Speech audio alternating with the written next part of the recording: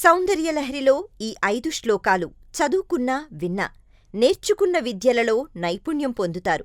వృత్తిలో పురోగతి, అధికారం, ఉన్నత స్థానం కలిగి చేసే ప్రతి పనిలో విజయాన్ని సాధిస్తారు. असौ नासावंशस्तु हिनगिरिवंशध्वजपटी त्वदीयो नेदीयः फलतु फलमस्माकमुचितम् वहत्यन्तर्मुक्ता शिशिरकरनिःश्वासगलितम् సమృద్ధ్యాయత్తాసాం బహిరపి సముత్తామణిధరః. జగన్మాత నాసికా దండము అప్పుడే వికసించిన చంపక పుష్పంలాగా అందంగా ఉంటుంది. శ్రీమాత, నీ నాసా దండము ముత్యములతో సమృద్ధిగా నిండి ఉండగా చంద్ర సంబంధమైన వామ నిశ్వాస మార్గము ద్వారా ముత్యము బయటకు వెడలి నీ నాసికకు క్రింద కొనయందు ముత్యముతో కూడిన ఆభరణమగుచున్నది. మంచి ముత్యాలతో నక్షత్ర కాంతిని తిరస్కరించే నాసాభరణముతో శోభించే హిమగిరి తనయ, నీ నాసాదండము మాకు కోరిన కోరికలు తీర్చునుగాక. నీ ముక్కు ఎన్నడి వెదురు మాకు చేరిక అయి తగు ఫలము నిచ్చుగాక. సౌందర్యలహరిలోని ఈ శ్లోకం పఠిస్తే ఈ శుభ ఫలితం మనకు లభిస్తుంది. సాధకులకు చేపట్టిన పనులలో విజయం, కోరిన కోరికలన్నీ తీరుతాయి. స్మితజ్యోత్స్నాజాలం తవ వదన చంద్రస్య పిబతా చకోరాణామాసీదతి రసతయా చెంచుజడిమా హతస్తే సీతాం సోరమృతలహరీరామ్లరుచయః పిబంతి స్వచ్ఛందం నిసి నిసి భృశం గాంజికధియా. జగజ్జనని చకోర పక్షులు చరణ కిరణములలోని అమృతధార స్వీకరించి జీవిస్తాయి. శ్రీమాత, చంద్రబింబము వంటి నీ ముఖమును చూసి చంద్రకాంతిగా భావించి అందు నుండి వెలువడే కిరణములను ఆగ్రాణించి చంద్రకిరణముల ధార కంటే నీ ముఖ కిరణముల ధారయే ఎంతో రుచిగా ఉందని తృప్తిగా ఆస్వాదిస్తాయి చకోర పక్షులు.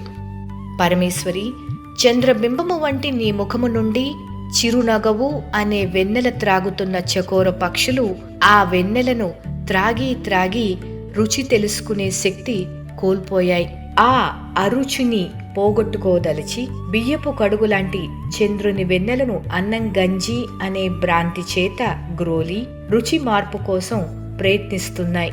ఈ కారణం చేత చకోర పక్షులు చంద్రుని వెన్నెలను త్రాగుతున్నాయి. సౌందర్యలహరిలోని ఈ శ్లోకం పఠిస్తే ఈ శుభ ఫలితం మనకు లభిస్తుంది. సాధకులు అధికారం మరియు ఉన్నత స్థానాలను అధిరోహిస్తారు.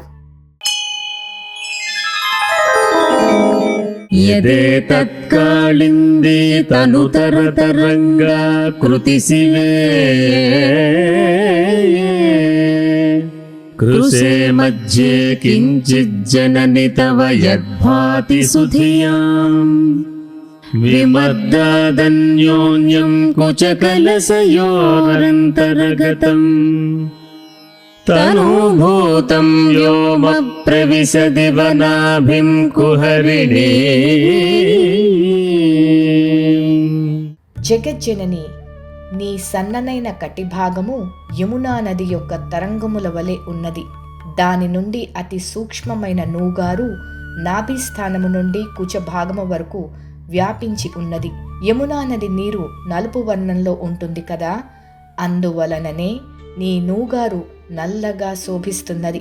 ఓ పరమేశ్వరుని పట్టపురాణి, కృశించిన నీ నడుమునందు ఎదురుగా కనిపిస్తున్నది సన్నని తరంగములాగా సన్ననైన నీ నూగారును చూసి మేధావులు నీ కుజకుంభములు ఒకదానితో ఒకటి ఉరిసి ఉండటం వల్ల వాటి మధ్య గల ఆకాశము నలిగిపోయి నల్లబడి సన్నగా నాభి వరకు జారిపోయినట్లున్నది అంటున్నారు.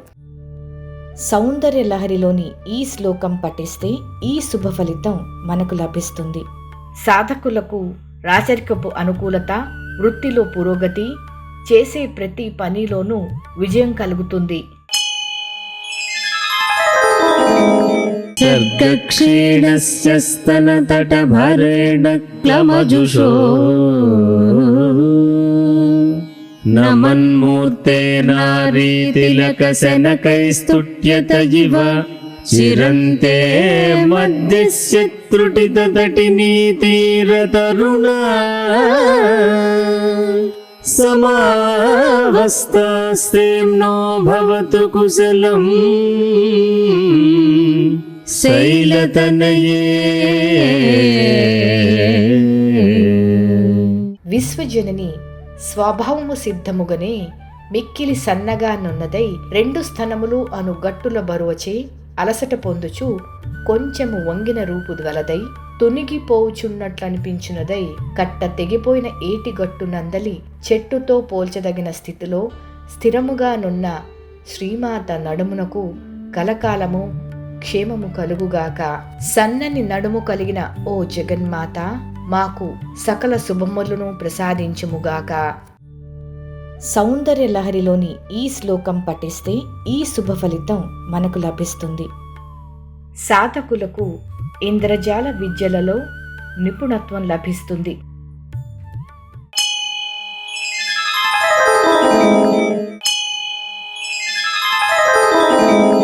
कुचौ सज्जस्विद्यत्तटघटितकूर्पासबिदुरौ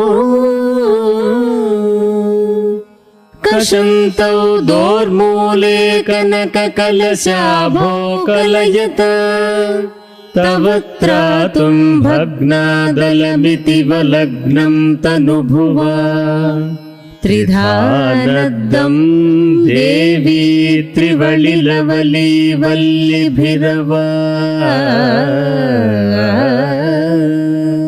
శ్రీమాత, నీ సన్నని నడుము మోయలేదేమో అన్న సందేహముతో నీ నడుమును 3 పేటలున్న వస్త్రముచే బంధించినప్పుడు నీ నడుముకు 3 ముడతలు ఏర్పడినాయి.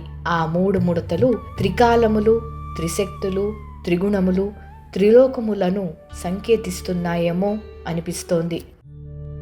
సౌందర్య లహరిలోని ఈ శ్లోకం పఠిస్తే ఈ శుభ ఫలితం మనకు లభిస్తుంది. నేర్చుకున్న విద్యలలో నైపుణ్యాన్ని సంపాదిస్తారు.